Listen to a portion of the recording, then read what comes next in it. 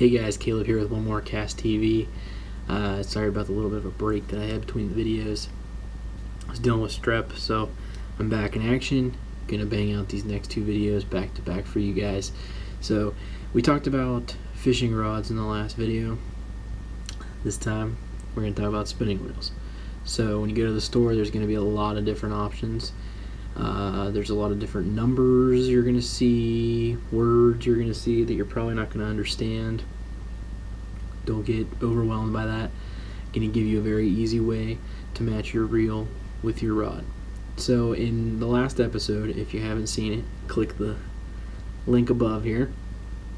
I showed you the fishing rod that I use, which is a St. Croix Triumph. It's a 5-foot rod. It's rated for a 2 to 6 pound test line.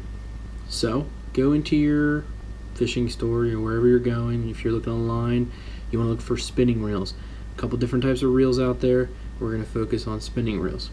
So essentially a spinning reel is this that I have in my hand. That's what you're looking at. Okay? I'm going to have a video that shows you how to cast everything. If you're just here for the knowledge, stick around. So we are looking at a Tryon, a Pflueger Tryon GX7. That is the reel that I use. I've had a couple of these. Love these reels. Great reels. They don't break the bank. I'll post a link to the actual reel for a website somewhere so you can check it out. On every reel, you are going to see, if I can get this to cooperate with me, a line section here. It gives you the ratings of line that you can use. So for this one, in case you couldn't see it, you can get 180 yards of 2-pound test line, 115 yards of 4-pound test line, and 80 yards of 6-pound test line. So essentially this is a very smaller reel, holds lighter line. I like to use lighter line.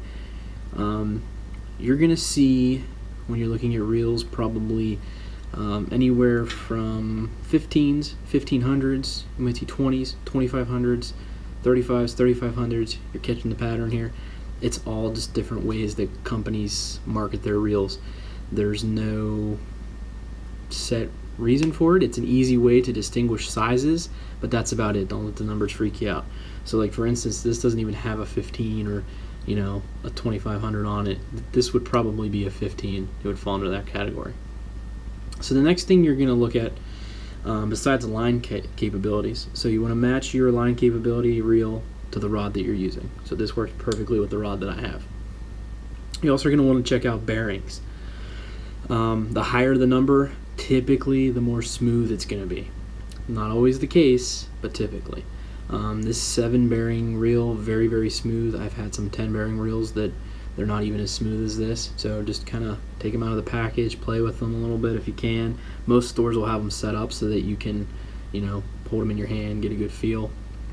You want to find something that balances with your rod better. You don't want to be carrying a heavy equipment around all day. There's some reels out there that are pretty heavy, and this one's not too bad. So that's really it for reels, for spinning reels anyway. You don't need to go crazy. Just find a decent reel that fits your budget. Look for that line capability. So if you're using a rod similar to mine, honestly, I'd recommend just going out and buying this Pflueger Tryon and pair it up with your rod if you bought the same one that I have. You can find combo rod and reels together. So you don't have to buy these separate, and usually you'll save some money. So don't think that you have to buy each piece separately. Pflueger makes a Tryon combo that I've seen. I believe my wife's is a lady Tryon that she uses on the wall back here. She loves it.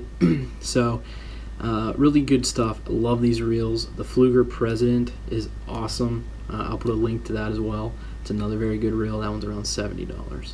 So again, to recap, smaller the number, smaller the size of reel.